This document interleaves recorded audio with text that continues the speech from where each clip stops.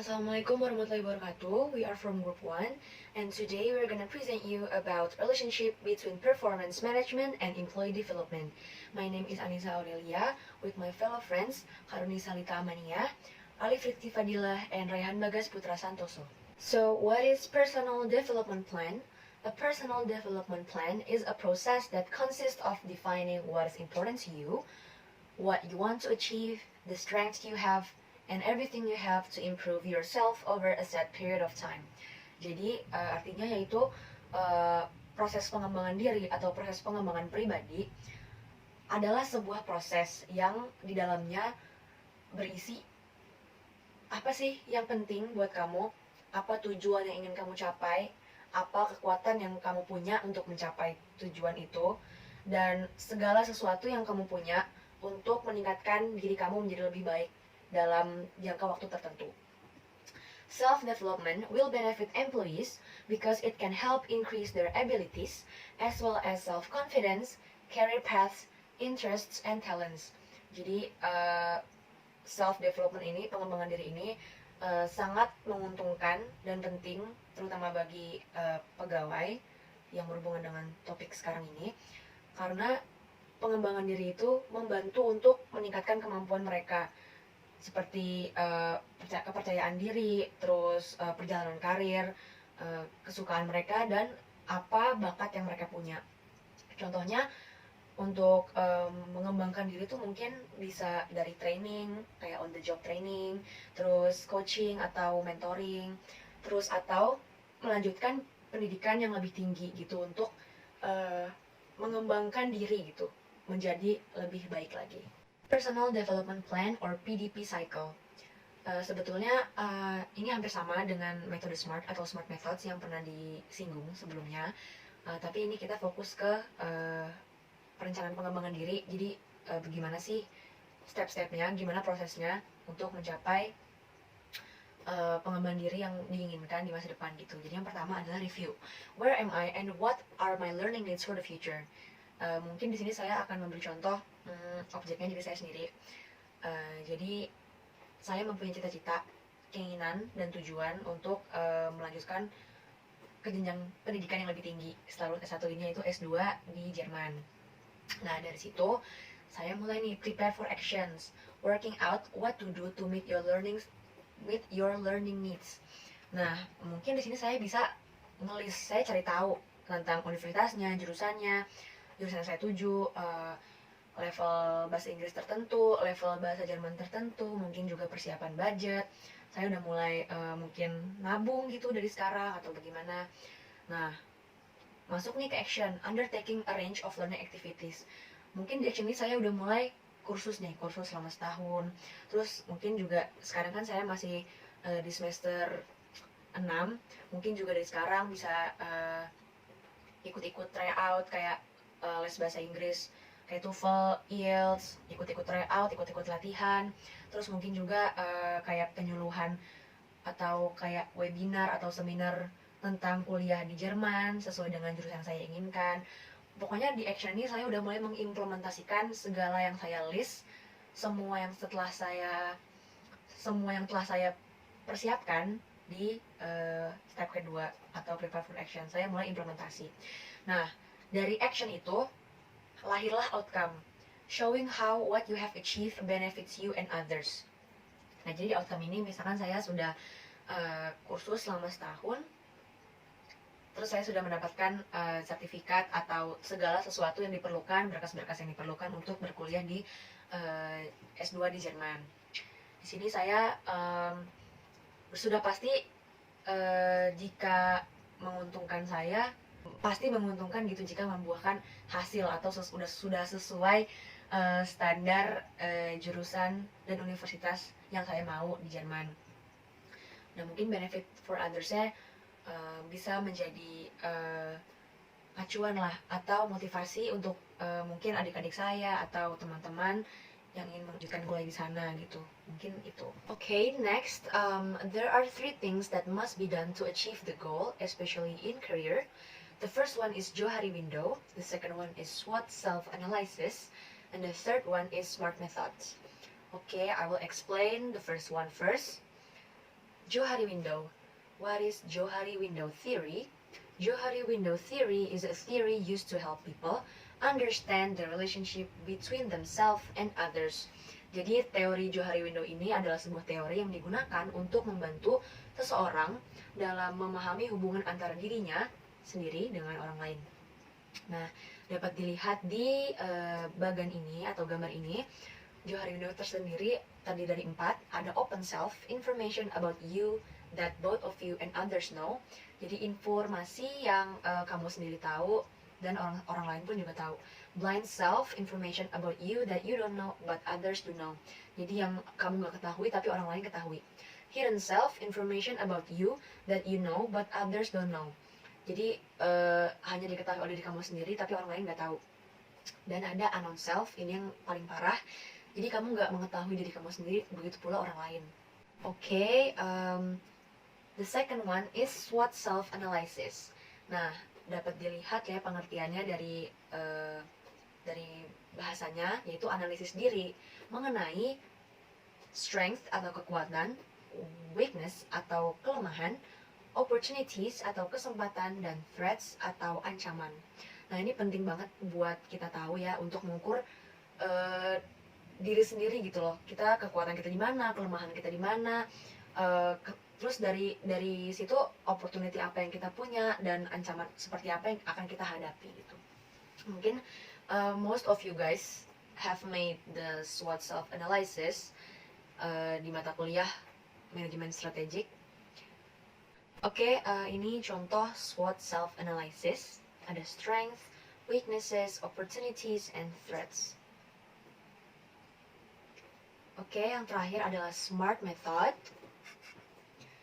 SMART method. S, specific. Make your goals specific and narrow for more effective planning. Jadi plan kamu itu, rencana kamu itu haruslah bersifat spesifik. Kayak tadi saya ingin S2 di Jerman. Mungkin kurang spesifik ya, tapi mungkin misalkan S2 di Jerman jurusan bisnis gitu. M, measurable. Define what evidence will prove you're making progress and re-evaluate with necessary. Jadi terukur, masuk akal nggak nih kita progresnya. Kayak tadi misalkan saya udah kursus nih, ada level-level tertentu kan.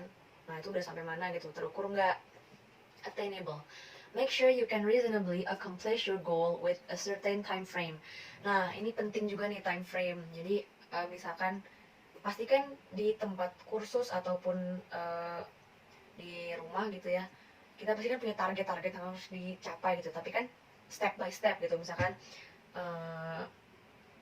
pelajar bahasa Jerman nih, dari yang basic dulu, terus udah nanti mulai makin naik, misalkan dari abjad, dari nama buah, huruf, nanti lama-lama udah mulai conversation, udah mulai pertanyaan-pertanyaan penting gitu, kayak misalkan di manakah toilet berada, atau misalkan nanya jam berapa gitu. Relevant. Your goals should align with your values and long-term objective. Nah, relevan. Kan nggak mungkin saya pengen kuliah di Jerman, tapi misalkan lesnya les bahasa Spanyol gitu kan. Atau juga relevan ini goals yang ingin saya capai ini pokoknya harus sejajar sama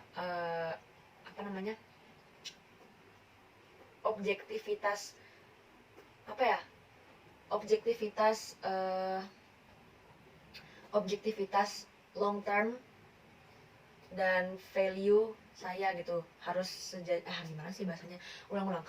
Relevant. Your goals should align with your values and long term objective. Jadi ya harus sejalan antara goals sama long term plan-nya gitu. Goals sama step-step menuju ke sananya gitu. Kayak misalkan saya kursus bahasa Jerman, nggak mungkin kursus bahasa Spanyol gitu kan. And then the last one, time based. Set a realistic, ambitious end date for task prioritization and motivation. Jadi time based. Kayak misalkan dari yang terukur tadi, saya misalkan kursus setahun. Saya habis lulus kursus nih setahun, terus nabung berapa lama nih buat kuliah di sana, atau mungkin kalau saya dapat beasiswa kira-kira bayar sewanya berapa, terus transportasi dan lain-lainnya itu berapa. Ini harus di set, harus punya time base gitu. Misalkan pokoknya di tahun 1,5 tahun setelah saya fully kursus bahasa Jerman selama setahun, bahasa Inggris juga. Nah, setengah tahun berikutnya tabungannya udah setengahnya gitu. Jadi setengah tahun berikutnya saya misalnya udah mencapai budget untuk saya kuliah di sana gitu. Okay, next, benefits of personal development goals for work. Jadi keuntungan-keuntungan yang akan didapatkan jika memiliki goals untuk pengembangan diri di dunia kerja, khususnya di dunia kerja. First one is clear direction. Udah pasti kita mempunyai tujuan, visi, arah yang jelas untuk mencapai goal tersebut. Work ethic increases. Pasti ini pasti akan memotivasi kita untuk mengejar tujuan atau goals tersebut gitu. Pasti semangat kerjanya akan naik. Better working relationship. Hubungan kerja menjadi lebih baik, itu sudah pasti. Dan terakhir, productivity increases. Pasti produktivitas pasti akan bertambah gitu kan. Penilaian 360 derajat adalah a system or process in which employees receive confidential, anonymous feedback from the people who work around them. This typically includes the employee's manager, peers, and direct reports. Jadi, feedback 360 derajat atau dalam bahasa Indonesianya disebut umpan balik 360 derajat adalah sebuah metode atau alat evaluasi yang memberikan setiap karyawan kesempatan untuk menerima umpan balik kinerja dari karyawan, rekan sesama, atasan, bawahan, dan customer. Sebagian besar alat umpan balik 360 derajat juga ditanggapi oleh setiap individu dalam penilaian diri. Hasil dari survei akan ditabulasikan dan dibagi kepada karyawan oleh manajer. Hasil tersebut akan didiskusikan sebagai bagian dari umpan. Alasan utama menggunakan 360 degree feedback adalah untuk menyediakan informasi bagi karyawan mengenai prestasi dari berbagai macam aspek. Karena pendekatannya yang menyeluruh, para manajer dan leader di dalam organisasi menggunakan 360 degree feedback untuk mengidentifikasi keunggulan maupun kelemahan yang masih perlu diperbaiki dari setiap karyawannya. Jadi, 360 degree feedback merupakan suatu metode evaluasi dengan menggabungkan feedback yang diberikan dari karyawan, rekan sesama, atasan, bawahan, maupun customer. Hasil dari survei rahasia ini akan ditabulasikan dan dibagi kepada karyawan oleh manajer. Interpretasi dari hasil, kecenderungan, dan tema akan didiskusikan sebagai bagian dari feedback. Alasan utama menggunakan lingkaran penuh dari tinjauan rahasia ini adalah untuk menyediakan informasi bagi karyawan mengenai prestasi dari berbagai macam aspek. Para manajer dan leader di dalam organisasi menggunakan 360 degree feedback survei untuk memahami dengan lebih baik apa yang menjadi kekuatan dan kelemahan mereka. Sistem 360 feedback ini akan secara otomatis mentabulasi hasil dan menyajikan mereka sebuah format yang membantunya untuk membuat perencanaan pengembangan. Selanjutnya, a mixture of about 8 to 12 people fill out an anonymous online feedback form that asks questions covering a broad range of workplace competencies. The feedback forms include questions that are measured on a rating scale and also ask raters to provide written comments. The person receiving feedback also fills out a self-rating survey that includes the same survey questions that others receive in their forms. Managers and leaders within organizations use 360 feedback surveys to get a better understanding of their strengths and weakness. The 360 feedback system automatically tabulates the results and presents them in a format that helps the feedback receive create a development plan. Jadi seperti apa yang sudah dijelaskan tadi, para manajer dan leader di dalam sebuah organisasi menggunakan 360 degree feedback survey untuk memahami dengan lebih baik apa yang menjadi kekuatan serta kelemahan mereka. Jadi kan kalau di penilaian 360 ini kita dinilai oleh orang lain. Jadi secara langsung kita akan mengetahui apa saja kelemahan kita dan apa saja kekuatan kita. Kemudian sistem 360 degree feedback ini akan secara otomatis mentabulasi hasil dan menyajikan sebuah format yang membantunya untuk membuat perencanaan pengembangan. Respon individu selalu dikombinasikan dengan respon dari orang lain yang berada dalam satu kategori penilaian yang sama. Contohnya, rekan maupun laporan langsung. Dalam rangka mempertahankan dan memberikan karyawan gambaran yang jelas tentang keseluruhan kekuatan terbesarnya dan kekurangannya. Kemudian, 360 degree feedback memungkinkan setiap individu untuk memahami bagaimana efektivitasnya sebagai karyawan, rekan kerja, atau anggota staf dipandang oleh orang lain. Proses ini yang paling efektif memberikan umpan balik yang didasarkan pada perilaku yang dapat dilihat oleh karyawan lain. Tidak hanya itu, memiliki umpan balik dari berbagai sumber ini juga penting agar karyawan dapat memiliki pemahaman yang lebih baik tentang keterampilan interpersonalnya dan bidang apa yang mungkin perlu dipertimbangkan untuk mengembangkan karir profesional. Nah, penilaian kinerja yang baik adalah dengan menggunakan metode 360 derajat. Teknik ini merupakan pengembangan terakhir dari teknik penilaian sendirian. Tujuannya adalah untuk membantu setiap individu memahami kekuatan serta kelemahannya dan untuk memberi kontribusi wawasan tentang aspek pekerjaan yang dibutuhkan pengembangan profesional. Teknik ini dapat memberikan data nilai yang lebih baik dan dapat dipercaya karena dilakukan penilaian silang. Apabila penilaian dilakukan dengan tepat, maka itu akan menentukan perusahaan karena karyawan memberikan kontribusi untuk fokus pada strategi perusahaan. Kemudian, umpan balik 360 derajat atau 360 feedback merupakan suatu sistem penilaian kinerja di mana individu dalam perusahaan dievaluasi oleh semua orang di sekitar mereka, mulai dari rekan kerja, atasan, hingga bawahan. Jadi sifatnya terbuka. Jadi seperti ada misalnya saya dinilai oleh teman saya. Kemudian nanti secara langsung saya akan mengetahui apa saja kelemahan saya, kemudian apa saja kelebihan saya. Bahkan terkadang pelanggan atau customer juga dapat mengevaluasi yang bersangkutan. Sistem ini mencoba untuk membandingkan persepsi diri individu dengan penilaian kinerja yang diberikan oleh orang lain. Jadi misalnya saya sudah melakukan suatu kinerja menurut saya baik, namun di penilaian 360 derajat ini, saya juga akan dinilai oleh rekan bersama, baik teman, bawahan, maupun atasan saya. Kemudian, metode penilaian kinerja 360 derajat, di mana metode ini merupakan cara penilaian kinerja umpan balik dengan melibatkan banyak orang. Seperti yang tadi sudah disebutkan, misalnya supervisor, rekan kerja, maupun bawahan. Intinya, metode ini mengumpulkan berbagai masukan dari narasumber tentang kinerja suatu karyawan. Jadi, sifatnya sangat terbuka dan sangat memberikan semua kesempatan untuk menilai orang lain. Kemudian juga kita jadi tahu apa saja kelemahan kita dan apa saja kelebihan kita karena dinilai oleh banyak orang.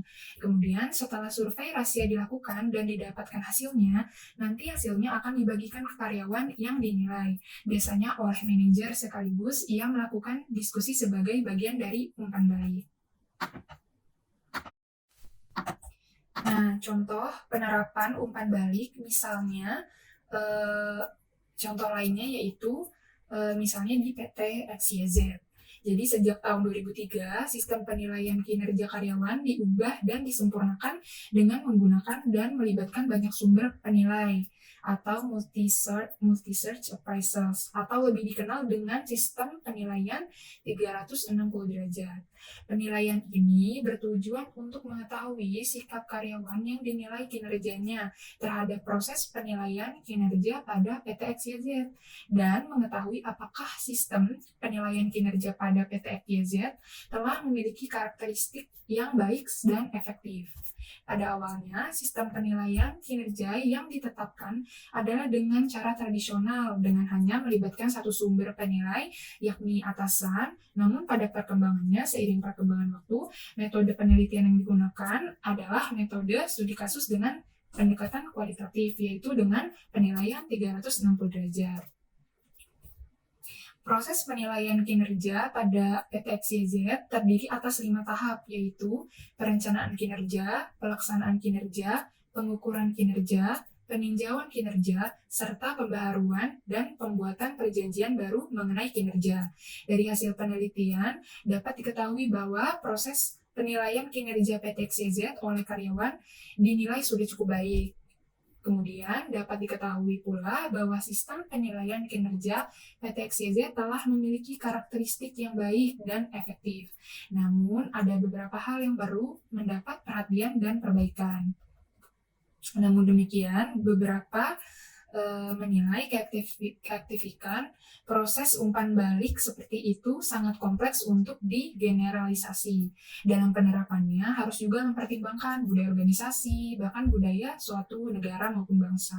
Jadi tentunya penilaian 360 derajat sangat banyak manfaatnya, baik bagi perusahaan, bagi individunya. Jadi secara tidak langsung misalnya saya akan merasakan bagaimana menilai seseorang, karena di penilaian 360 derajat ini mau tidak mau teman saya akan dinilai oleh saya.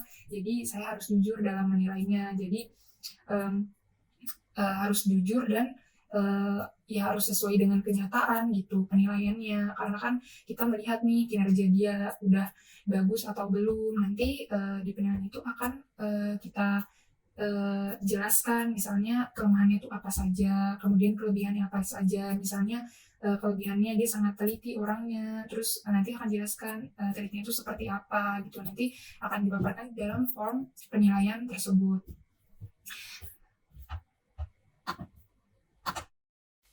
Selanjutnya adalah three main components of 360-degree feedback. Yang pertama ada di assessment. Nah, di assessment ini adalah instrumen survei yang digunakan. Responden memberikan umpan balik tentang misalnya seorang pemimpin atas penilaian tersebut. Dalam implementasinya, para atasan akan menemui bawahannya secara satu persatu untuk mendiskusikan tentang penilaian kinerja mereka. Dengan metode penilaian 360 derajat, karyawan akan mengetahui seberapa jauh kinerja yang diberikan mereka terhadap orang-orang yang berada di sekitarnya, berdasarkan pengamatan dari atasan, rekan kerja, mitra, bawahan, maupun pelanggan. Jadi contohnya di assessment ini adalah salah satu instrumen survei yang digunakan. Kemudian misalnya contohnya tadi adalah seorang pemimpin. Jadi seorang pemimpin ini akan dinilai nih oleh orang sekitarnya yang seperti rekan kerja, mitra, bawahan, maupun pelanggan. Jadi nanti para atasan akan menemui bawahannya secara satu persatu untuk mendiskusikan tentang penilaian kinerja mereka. Jadi dengan metode penilaian 360 derajat, karyawan akan mengetahui seberapa jauh kinerja yang diberikan kemudian yang diberikan oleh orang-orang yang berada di sekitarnya. Selanjutnya adalah the feedback. Nah, di feedback atau umpan balik. Jadi, laporan langsung disusun dari umpan balik yang diberikan oleh responden. Misalnya setelah dilakukan penilaian ini, kemudian akan langsung disusun laporannya atau umpan balik yang diberikan oleh responden. Respondennya tadi seperti dari atasannya maupun rekan kerja atau mitra bawahan. mitra bawahan, maupun customer. Ini harus mencakup sesi bagi para pemimpin untuk meninjau informasi dengan fasilitator, supervisor, dan mentor mereka. Penilaian 360 derajat memiliki dampak positif dalam mengurangi resiko diskriminasi. Karyawan cenderung lebih bertanggung jawab terhadap pekerjaannya. Kemudian, misalnya saya sudah dinilai, maka saya akan mengetahui apa saja kesalahan yang sering saya lakukan. Kemudian, saya akan evaluasi diri dan dari laporan penilaian 360 derajat tersebut, sehingga saya akan memperbaiki kinerja saya lebih baik lagi. Dan biasanya yaitu dapat mengetahui kesalahan-kesalahan yang sering dilakukan oleh karyawan dan apa yang perlu dievaluasi sehingga karyawan dapat memperbaiki kinerja mereka menjadi lebih baik lagi. Kemudian secara tidak langsung pasti saya akan mengembangkan diri saya dan meningkatkan kualitas saya atau kualitas karyawan. Reliabilitas karyawan dalam pekerjaan dan dalam bekerja sama dengan orang lain. Nanti kualitasnya dan secara tidak langsung kualitas saya akan bertambah, kemudian lebih berkembang dari sebelumnya karena saya sudah mengetahui apa saja kesalahan-kesalahan saya dari laporan yang dari penilaian 360 derajat tersebut. Dan kemudian akan menambah kecepatan karyawan dalam menyelesaikan pekerjaan. Selanjutnya adalah the training program atau program pelatihan. Jadi program jangka panjang diterapkan untuk menumbuhkan pemimpin atau atasan atau karyawan. Pelatihan ini untuk mengembangkan kekuatan dan kelemahan yang diungkapkan melalui penilaian atau asesmen yang sudah diberikan. Kemudian, training 360 degree feedback akan menambah wawasan dan keterampilan peserta terkait teknik penilaian performance individu, mulai dari konsep 360 hingga pengolahan hasilnya. Penilaian kinerja sangat diperlukan untuk menghindari like dan dislike. Yang paling populer adalah 360 degree feedback. Metode ini telah banyak digunakan di berbagai perusahaan di mancanegara dan sudah terbukti sangat efektif. Nah, misalnya ada workshop yang bertujuan untuk mempersiapkan praktisi AHR agar dapat memanfaatkan 360 degree feedback sebagai tools yang bermanfaat untuk memberikan feedback tentang kinerja karyawan dan terutama untuk mengembangkan karyawan melalui program training, coaching, ataupun konseling. Mampu memberikan pemahaman mengenai strategi dan proses melaksanakan 360 degree feedback serta contoh-contoh penerapannya di perusahaan. Selanjutnya adalah the goals of 360 degree feedback. Yang pertama adalah improve feedback from more source. Dengan memiliki tanggapan dari banyak akan lebih baik daripada tanggapan yang diberikan secara individual. Jadi kan balik lagi saya sebutkan bahwa penilaian 360 derajat ini dinilai oleh orang-orang di sekitar kita, baik atasan, bawahan, bahkan customer pun dapat memberikan penilaian terhadap kita karena feedback akan diberikan dari berbagai sudut pandang seperti rekan kerja, supervisor, dan lain sebagainya. Jadi lebih banyak feedback untuk kita agar lebih baik lagi. Jadi kita tidak melihat dari satu pandang saja. Misalnya kan kalau dari penilaian yang lain biasanya hanya atasan yang menilai kita. Namun kalau di 360 derajat ini tentunya banyak nih orang di sekitar kita yang ikut menilai. Jadi secara tidak langsung mengimprove feedback dari berbagai sumber, dari berbagai orang. Kemudian yang kedua adalah team development. Jadi 360 degree feedback ini mampu membuat anggota tim lebih bertanggung jawab kepada satu sama lain karena mereka mengetahui bahwa mereka akan memberikan masukan pada kinerja satu sama lain. Jadi di penilaian ini misalnya kita satu tim, tentunya di penilaian 360 derajat ini setiap orangnya harus memberikan penilaian. Jadi secara tidak langsung akan membuat setiap anggota tim untuk lebih berkembang dan lebih baik daripada sebelumnya. Karena kan mau tidak mau kita akan menilai satu sama lain. Jadi penilaian tim, penilaian individu ya berdasarkan tim development-nya gitu. Jadi secara tidak langsung akan menambah kualitas dari kinerja tim gitu. Kemudian akan lebih bertanggung jawab kepada satu sama lain. Yang ketiga adalah personal and organizational performance development. 360 degree feedback merupakan salah satu metode dalam memahami kebutuhan perkembangan pribadi dan organisasi, yang seperti tadi disebutkan bahwa secara tidak langsung penilaian ini akan mengembangkan pribadi dari individunya. Kalau untuk pribadi, pasti kita akan melihat kelemahan kita yang dilihat oleh orang lain, dan orang lain itu bukan hanya satu orang saja, bisa dari rekan kerja, atasan, bawahan, maupun customer. Jadi kita akan lebih luas melihat sudut pandangnya yang akan menambah perkembangan diri kita. Pasti kan kita setelah melihat penilaian kelemahan tersebut, pasti kita mau tidak mau harus berusaha untuk lebih baik lagi. Jadi secara tidak langsung akan mengembangkan diri kita, memotivasi diri kita untuk lebih baik kinerjanya daripada sebelumnya. Dan untuk organisasi tentunya akan sangat terdampak. Yang keempat adalah responsibility for career development. Jadi 360 degree feedback ini dapat memberikan informasi yang sangat baik kepada individu tentang apa yang ia butuhkan untuk meningkatkan karirnya. Tentunya berdasarkan dari umpan baliknya yang banyak dari berbagai sumber, tentunya ini akan meningkatkan pribadi dan secara berlangsungan akan meningkatkan karirnya. Jadi kita tahu apa yang kita butuhkan, apa kekurangan diri kita, tentunya akan kita buat supaya diri kita menjadi lebih baik lagi. Selanjutnya adalah why 360 degree feedback is important. As they advance in an organization, fewer people are comfortable telling their leader what they are doing well, let alone where they need to improve. Some leaders don't appreciate criticism and see 360s as a way for colleagues to undermine them. Others feel they are very self-aware, are open to feedback, and see no reason to formalize the process. Jadi, kenapa sih penilaian 360 derajat itu sangat amat penting dalam suatu perusahaan maupun organisasi?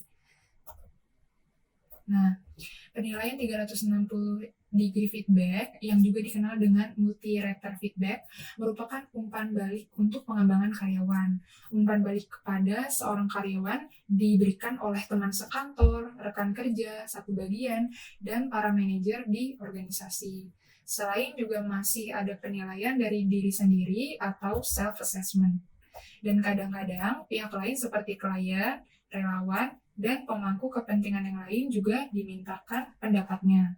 Satu orang dinilai bukan saja oleh atasannya, tetapi juga oleh orang lain yang mengelilingi dirinya secara struktural, sehingga lebih dikenal dengan penilaian 360 derajat.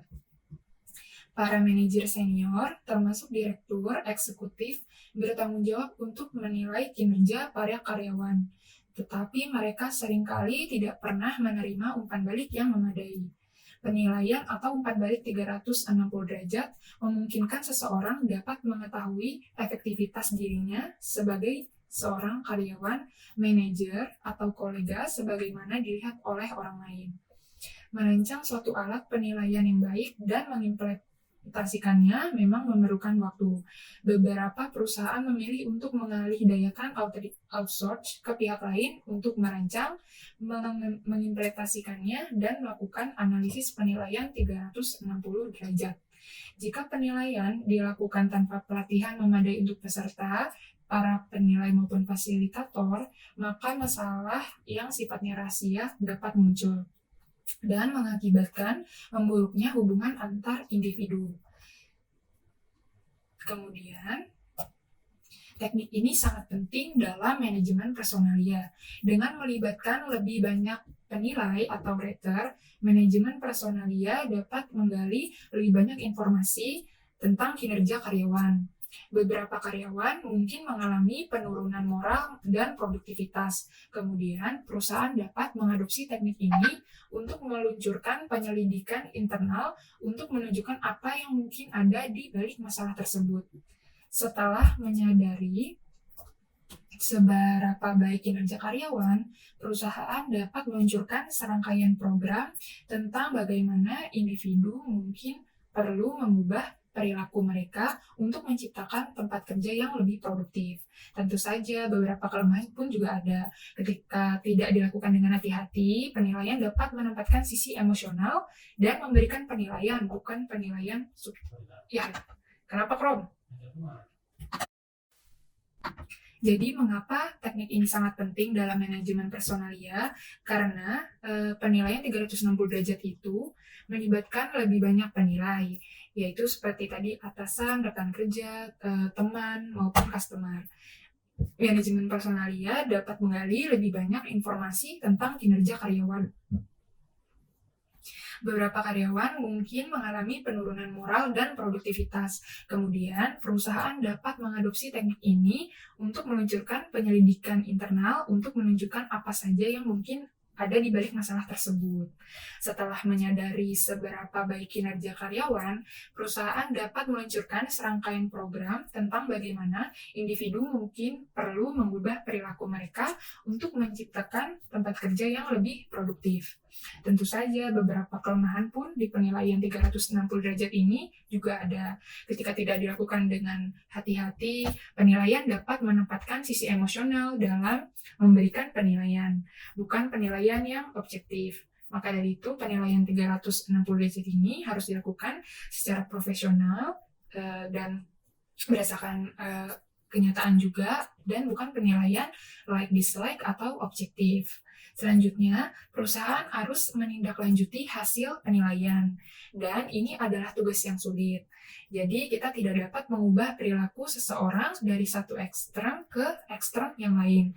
Oleh karena itu, salah satu caranya adalah dengan mengubah lingkungan kerja dan interaksinya, sehingga mendorong individu untuk mengubah perilaku mereka secara sukarela.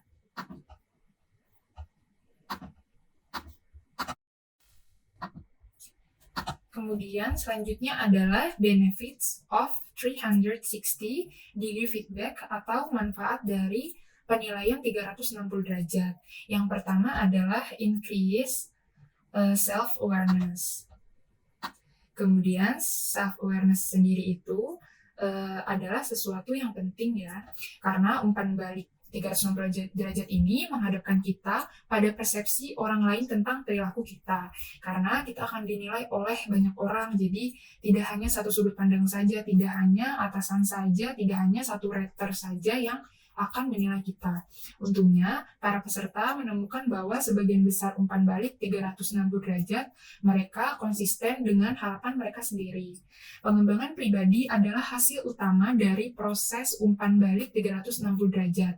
Idealnya, peserta membuat rencana pengembangan berdasarkan umpan balik mereka. Pemimpin biasanya memiliki elemen alami dari dorongan dan ambisi mereka tidak akan berada di tempat mereka sekarang.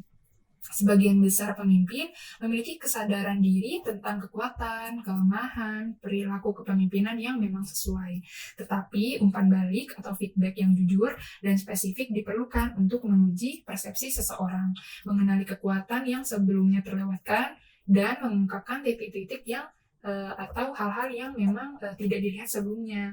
Kemudian, umpan balik 360 derajat membantu para pemimpin untuk menyesuaikan perilaku mereka dan memprioritaskan area fokus. Jadi, dengan adanya penilaian 360 derajat ini, maka pemimpin yang dinilai oleh atasan, bawahan, maupun rekan kerjanya akan lebih fokus ke area yang memang menjadi kelemahannya dan memang area yang harus difokuskan di pekerjaannya. Maka dari itu, ini adalah proses pertumbuhan yang bertahap dan memang sangat baik. Kemudian yang kedua adalah clarifies behavior. Karena survei 360 derajat dapat menyertakan peringkat pada 50-75 perilaku, seseorang akan menerima wawasan yang sangat spesifik tentang bagaimana mereka berinteraksi dengan orang lain. Seringkali peserta dihadapkan pada perilaku dan interaksi yang belum mereka pertimbangkan sebelumnya, seperti menginspirasi orang lain dengan tujuan untuk pekerjaan yang akan dilakukan. Tingkat detail ini memperluas cakupan kemungkinan saat memutuskan peluang pertumbuhan.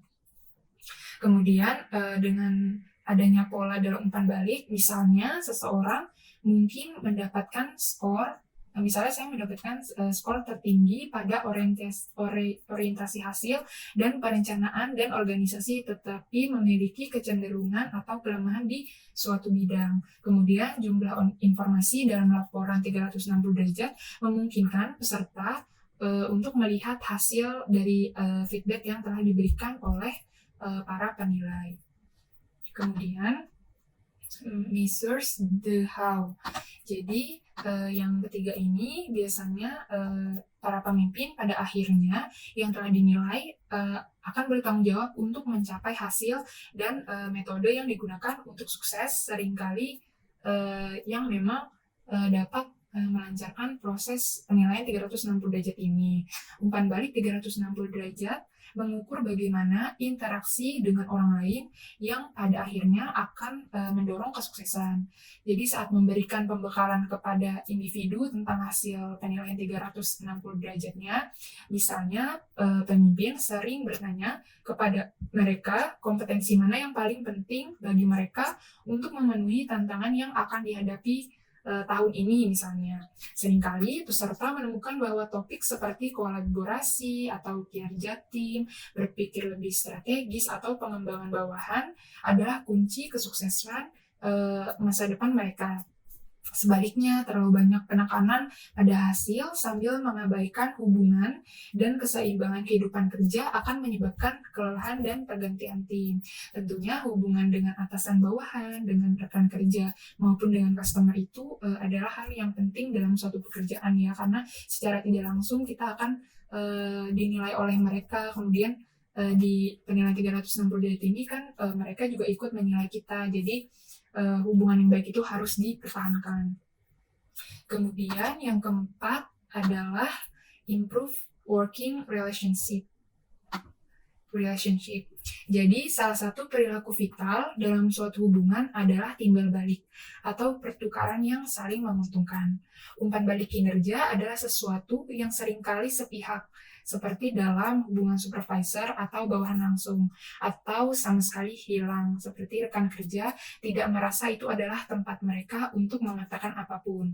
Pada dasarnya, umpan balik 360 derajat menunjukkan kepada kita bagaimana kita berinteraksi dengan orang lain dan melihat sesuatu yang memang mempengaruhi hubungan. Apakah misalnya saya berkomunikasi secara jelas dengan orang lain, apakah saya terbuka dalam penilaian umpan baliknya, apakah saya memperlakukan orang lain dengan adil, baik, dan menghargai. Misalnya kita mungkin menyadari kebutuhan untuk memperkuat hubungan dengan kelompok sebaya adalah hal yang sangat penting. Nah, kemudian yang kelima adalah encourage personal development atau pengembangan pribadi.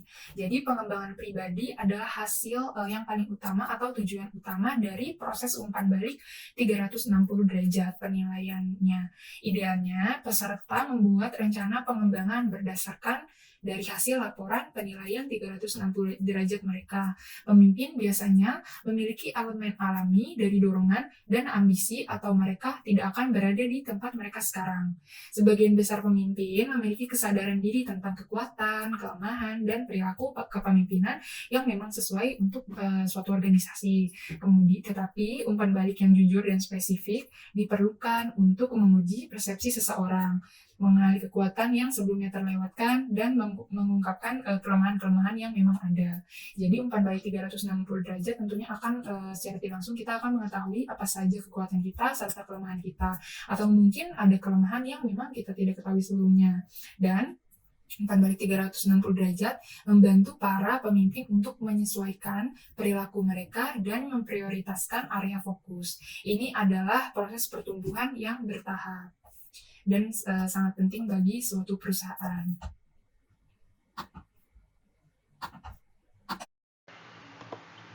Benefits of 360 degree feedback. Yang pertama itu ada increase self-awareness, yaitu umpan balik 360 derajat menghadap kita pada persepsi orang lain tentang perilaku kita. Untungnya, para peserta menemukan bahwa sebagian besar umpan balik 360 derajat mereka konsisten dengan harapan mereka sendiri.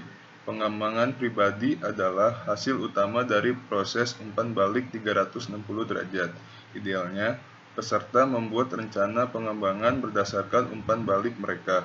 Pemimpin biasanya memiliki elemen alami dari dorongan dan ambisi atau mereka tidak akan berada di tempat mereka sekarang. Sebagian besar pemimpin memiliki kesadaran diri tentang kekuatan, kelemahan, dan perilaku kepemimpinan yang sesuai. Tetapi umpan balik yang jujur dan spesifik diperlukan untuk menguji persepsi seorang. Mengenali kekuatan yang sebelumnya terlewatkan dan mengukurkan titik-titik buta, umpan balik 360 derajat membantu para pemimpin untuk menyelesaikan perilaku mereka dan memprioritaskan area fokus. Ini adalah proses pertumbuhan yang bertahap dan disengaja. Yang kedua itu ada clarify behavior. Karena survei 360 derajat dapat menyertakan peringkat pada 50-75 perilaku. Seorang akan menerima wawasan yang sangat spesifik tentang bagaimana mereka berinteraksi dengan orang lain. Seringkali, peserta dihadapkan pada perilaku dan interaksi yang belum mereka pertimbangkan sebelumnya, seperti menginspirasi orang lain tentang tujuan untuk pekerjaan yang kita lakukan. Tingkat detail ini memperluas cakupan kemungkinan saat memutuskan peluang pertumbuhan. Kami juga menemukan pola dalam umpan balik. Misalnya, seseorang mungkin mendapat skor tinggi pada orientasi hasil dan perencanaan dan organisasi, tetapi memiliki kecenderungan untuk manajemen mikro. Jumlah informasi dalam laporan 360 memungkinkan peserta untuk melihat tema yang muncul dari hasil. Selanjutnya itu yang ketiga itu ada measure the how. Para pemimpin pada akhirnya bertanggung jawab untuk mencapai hasil dan metode yang digunakan untuk sukses. Seringkali diabaikan oleh atasan mereka. Umpan balik 360 derajat mengukur bagaimana Anda berinteraksi dengan orang lain, yang pada akhirnya mendorong kesuksesan. Saat memberikan pembekalan kepada individu tentang hasil 360 mereka, saya sering bertanya kepada mereka, kompetensi mana yang paling penting bagi mereka untuk memenuhi tantangan yang mereka hadapi tahun ini. Seringkali peserta menemukan bahwa topik seperti kolaborasi, berpikir lebih strategis, atau mengembangkan bawahan langsung mereka adalah kunci kesuksesan masa depan mereka. Sebaliknya, terlalu banyak penekanan pada hasil sambil mengabaikan hubungan dan keseimbangan kehidupan kerja akan menyebabkan kelelahan dan pergantian tim. Selanjutnya itu nomor 4, improves working relationship. Salah satu perilaku vital dalam suatu hubungan adalah timbal balik pertukaran yang saling menguntungkan. Umpan balik kinerja adalah sesuatu yang seringkali sepihak, seperti dalam hubungan supervisor atau bawahan langsung, atau sama sekali hilang. Rekan kerja tidak merasa itu adalah tempat mereka untuk mengatakan apapun. Pada dasarnya, umpan balik 360 derajat menunjukkan kepada karyawan bagaimana Anda berinteraksi dengan orang lain dan menyoroti area yang mempengaruhi hubungan. Apakah berkomunikasi secara jelas dengan orang lain? Apakah terbuka untuk umpan balik? Apakah memperlakukan orang lain dengan adil, bermartabat, dan hormat? Misalnya, mungkin menyadari kebutuhan untuk memperkuat hubungan dengan kelompok sebaya saat memimpin perusahaan lintas fungsi tahun ini. Selanjutnya nomor 5 itu encourage personal development. Pengembangan pribadi adalah hasil utama dari proses umpan balik 360 derajat. Idealnya, peserta membuat rencana pengembangan berdasarkan umpan balik mereka. Pemimpin biasanya memiliki elemen alami dari dorongan dan ambisi atau mereka tidak akan berada di tempat mereka sekarang. Sebagian besar pemimpin memiliki kesadaran diri tentang kekuatan, kelemahan, dan perilaku kepemimpinan yang sesuai. Tetapi umpan balik yang jujur dan spesifik diperlukan untuk menguji persepsi seorang, mengenali kekuatan yang sebelumnya terlewatkan, dan mengungkapkan titik buta. Umpan balik 360 derajat membantu para pemimpin untuk menyesuaikan perilaku mereka dan memprioritaskan area fokus. Ini adalah proses pertumbuhan bertahap dan disengaja. Ya, ini contoh formulir penilaian 360 derajat.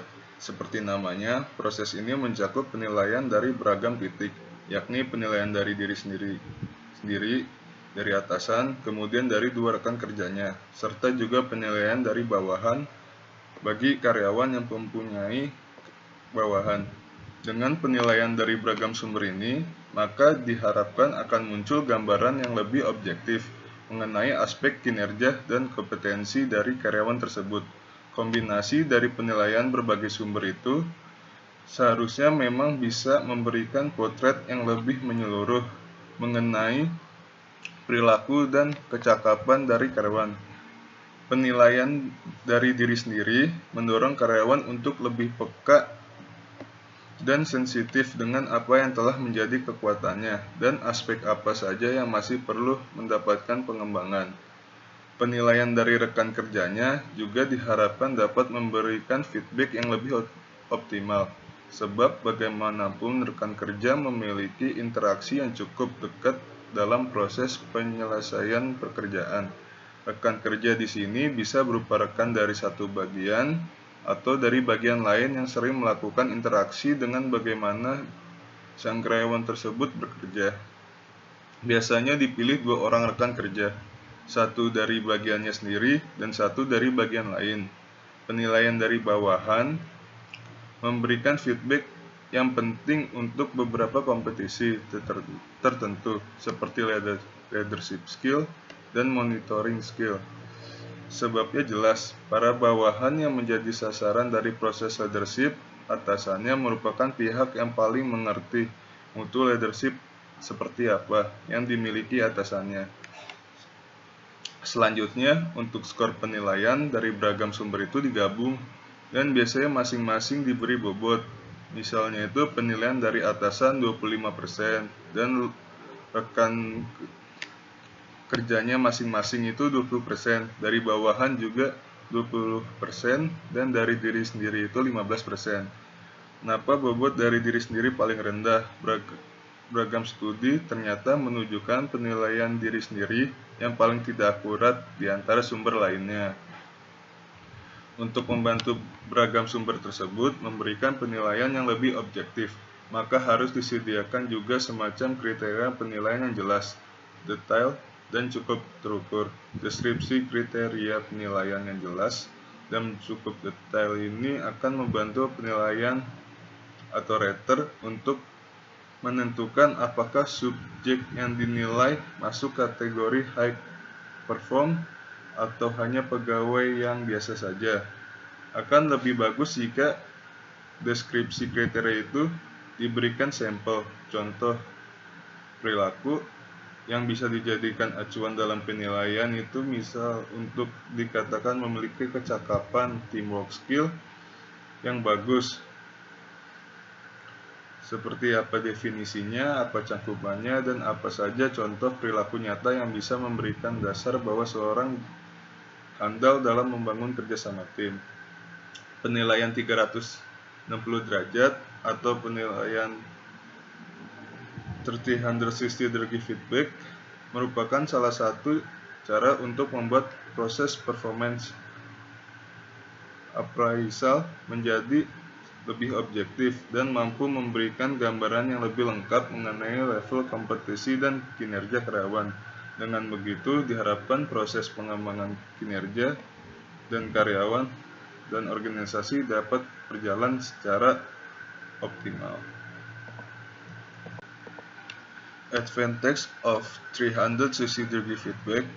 Yang pertama itu input performance appraisal, it feedback from various sources, evaluation from various sources, and more objective, valid, and can reduce bias.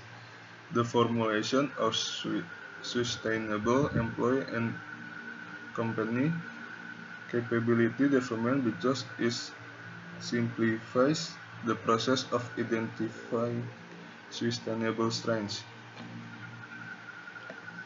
Selanjutnya, assist the team development process. Jadi itu metode penilaian 360 derajat memiliki banyak kelebihan, yaitu dapat memberikan pemahaman terhadap individu, bagaimana efektivitasnya sebagai karyawan, dapat membantu kerjasama tim agar lebih efektif, bisa sebagai pedoman untuk memperbaiki kesalahan yang telah diperbuat, karena orang lainlah yang bisa menilai kita, meningkatkan kesadaran individu terhadap yang diharapkan oleh penilai. Meskipun penilaian 360 derajat banyak manfaatnya, tetapi tidak semua perusahaan mau menerapkan. Mengapa? Banyak perusahaan tidak berani menerapkan penilaian 300 derajat, yaitu alasannya umpan balik dari berbagai pihak menyebabkan bertambahnya orang yang terlibat dalam proses penilaian, tentunya juga menambah biaya. Terus banyak karyawan tidak siap menerima ataupun memberikan umpan balik secara jujur dan terbuka. Proses penilaian dapat bersifat intimidatif ketika seorang dievaluasi, khususnya teman-teman sekantor ataupun rekan satu bagian.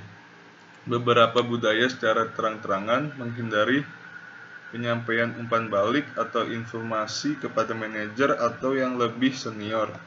Jika asisten manajemen kinerja dikaitkan dengan peningkatan gaji dan sistem penghargaan, mungkin orang enggan terlibat diikutkan dalam penilaian 360 derajat. Mereka mungkin ada yang tidak tega kalau harus menilai apa adanya, kemudian berdampak pada penurunan gaji atau hilangnya bonus seseorang yang adalah teman sekantor. Mungkin mereka tidak bisa menjadi tega bagi teman sekantor atau satu ruangan. Jadi penilaian itu adalah untuk pengembangan seorang di masa depan. Mungkin banyak yang mau terlibat memberikan masukan, karena umpan balik sering disampaikan secara tertulis dan bukan secara langsung demi menjaga kerahasiaan. Penerima umpan balik tidak dapat meminta klarifikasi tentang komentar yang diterima. Okay, next ada disadvantage of 360 degree feedback. Yang pertama ada involves far more data and information than single source feedback methods. Yang kedua ada this approach use a rating scale so that it is less specific to help employees find out what is needed to improve themselves. Jadi kekurangan dari penilaian 360 derajat adalah yang pertama melibatkan jauh lebih banyak data dan informasi dibandingkan dengan metode feedback satu sumber. Jadi tidak mudah mengidentifikasi di mana area atau aspek yang sebenarnya sudah bagus dan aspek mana yang masih perlu ditingkatkan. Yang kedua, pendekatan ini menggunakan skala penilaian sehingga dirasa kurang spesifik untuk membantu karyawan mengetahui apa yang perlu diperlukan untuk meningkatkan dirinya. Penilaian bisa menjadi sangat subjektif sehingga tidak akurat dan tidak bisa mencerminkan perilaku dari kinerja karyawan yang bersangkutan. Karena dilakukan oleh para penilai yang kurang berpengalaman dan kurang terlatih, akurasi hasil penilaian ini cenderung meragukan. Apa yang terjadi kemudian adalah inflasi nilai, di mana kinerja semua orang tampak bagus, atau sebaliknya deflasi nilai. Sebenarnya penilaian 360 derajat ini, jika diterapkan di Indonesia masih memiliki banyak kontroversi. Yang pertama, karena kebudayaan orang timur, khususnya Indonesia yang masih sangat kental dengan rasa tidak enak terhadap atasan atau rekan kerja. Maka biasanya penilaian kinerja 360 derajat sangat jarang dipakai oleh perusahaan-perusahaan di Indonesia. Penilai cenderung memberikan nilai di seputar titik tengah yang biasanya digambarkan dengan kata lumayan, agak, atau cukup, atau kata lain yang artinya setara dengan kata-kata tersebut. Yang kedua, penilai yang adalah orang Indonesia biasanya lebih mudah mengungkapkan sesuatu dengan bahasa lisan, sehingga mereka akan mengalami kesulitan jika harus memberikan feedback kepada orang lain dengan mengisi sebuah formulir secara tertulis, karena mempertimbangkan beberapa aspek yang malah berdampak negatif terhadap kualitas penilaian itu sendiri. Next, if you or your company want effective result from the 360-degree feedback method, then make sure to apply it appropriately. Some of the ways to implement 360-degree feedbacks are yang pertama ada do a preparation, goals confirmation, yang ketiga ada set rules that can be broken, yang keempat ada choose an appraiser, yang kelima ada communication, yang keenam ada monitor, yang ketujuh ada create reports and incorporate personality insight, dan yang terakhir ada share reports. Jadi jika perusahaan kita menginginkan hasil yang efektif dari metode feedback 360 derajat, pastikan untuk menerapkannya dengan tepat. Beberapa cara untuk menerapkan feedback 360 derajat adalah, yang pertama ada lakukan persiapan, yang kedua konfirmasi tujuan atau goals, yang ketiga tetapkan aturan yang tidak dapat dirusak. Jadi harus rahasia, anonim, dan hanya cuplikan. Yang keempat ada pilih penilai, yang kelima ada komunikasi, yang keenam ada monitor, yang ketujuh ada buat laporan dan gabungkan wawasan kepribadian, dan yang terakhir adalah bagikan laporan. Jadi ini ada beberapa tips agar proses penilaian 360 derajat dapat memberikan hasil yang diinginkan. Yang pertama ada berpikir ke depan. Sebagai penilai, komentar harus berdasarkan pada tujuan masa depan apa yang ingin dicapai dari feedback yang diberikan. Apakah feedback kita akan membantu karyawan tersebut ke depannya untuk berkembang? Jadi buatlah feedback yang dapat membantu untuk belajar dan berkembang di kemudian hari. Yang kedua ada bersikap hormat. Berikan yang spesifik jika pantas dan membantu, tetapi jangan membutakan seseorang dengan feedback yang belum dia terima sebelumnya. Dan jangan menyerang motif atau niat peserta. Yang ketiga, bicaralah untuk diri kita sendiri. Dasarkan penilaian atau komentar kita pada pertanyaan yang ingin ditanyakan. Yang keempat, jujur. Sebagai penilai, komentar kita harus jujur. Biarkan penerima feedback belajar tentang kualitas dan sifatnya yang kita hargai. Selain mungkin perlu kita lakukan secara berbeda. Yang terakhir yang paling penting adalah jaga kerahasiaan. Hasil dari proses feedback hanya diketahui oleh masing-masing karyawan atau manajer maupun mentor. Jadi perlu ada jaminan juga bahwa feedback yang diberikan bersifat anonim dan hanya akan digunakan untuk membantu karyawan belajar dan berkembang. Dengan begini, feedback yang diberikan bisa bersifat konstruktif atau membangun. Next ada study kasus. Google successfully took the floor on the stock exchange on August 19, 2004. After that historic IPO, Page and Brin released founders letters and IPO letter. Both said that encourage employees beside doing their regular project to spend 20% hours of work to do what they think beneficial to Google. The founding letters include a 20% policy equivalent to 1 day out of 5 days a week when Google employees work. Monday through Thursday, Google employees work according to their obligation. So on Fridays, they can do any work according to their interest. The result of the 20% policy are new services and products from Google, such as Gmail, AdSense, Google News, and Orkut. Jadi studi kasusnya adalah employee development di perusahaan Google. Google, perusahaan teknologi yang dirintis oleh Larry Page and Sergey Brin, sukses melandai di bursa pada tanggal 19 Agustus 2004. Setelah IPO yang bersejarah itu, Page dan Brin merilis founders letters dan IPO letter. Keduanya mengatakan mereka akan mendorong karyawan di samping mengerjakan proyek reguler mereka untuk menghabiskan 20% jam kerja untuk mengerjakan apa yang menurut mereka bermanfaat bagi Google. Pada surat tersebut dikatakan kebijakan ini dapat memberdayakan karyawan Google untuk menjadi lebih kreatif dan inovatif. Dalam founding letters tertuang kebijakan 20% setara dengan 1 hari dari 5 hari dalam sepekan saat para karyawan Google bekerja. Senin hingga Kamis, karyawan Google bekerja menurut kewajibannya. Maka di hari Jumat dia bisa melakukan kerja apapun sesuai minat. Bharat Mediratta, software engineer Google, adalah yang memanfaatkan kebijakan 20% yang ditetapkan oleh Google. Melalui tulisannya di The New York Times, secara tersirat disebut bahwa kebijakan ini bisa dimulai bahkan tanpa anggaran serta arahan petinggi Google. Kerja ini murni kreativitas dan kehendak karyawan masing-masing. Kebijakan 20% yang dibuat oleh Google senada dengan tren yang berkembang di dunia milenial. MTV Insight, firma riset pemasaran, sebagaimana diwartakan Fast Company, mengatakan 78% kaum milenial percaya bahwa memiliki atau mengerjakan proyek sampingan seperti yang disediakan kebijakan 20% Google dapat membantu para milenial memiliki karir yang lebih baik atau bahkan yang berbeda dibandingkan apa yang mereka lakukan saat ini. Karyawan Google yang mengambil kebijakan ini, jika proyeknya menarik, bisa membuat dia memiliki karir dan pendapatan yang lebih baik. Paul Bouchet, si pencipta Gmail dan karyawan ke-23 Google, salah satunya, mengerjakan proyek sampingannya yaitu Gmail. Sukses memukau petinggi Google. Ia lalu memimpin proses penciptaan layanan email berbasis web dan dengan bantuan yang lebih masif dari pihak Google, bukan semata proyek sampingan.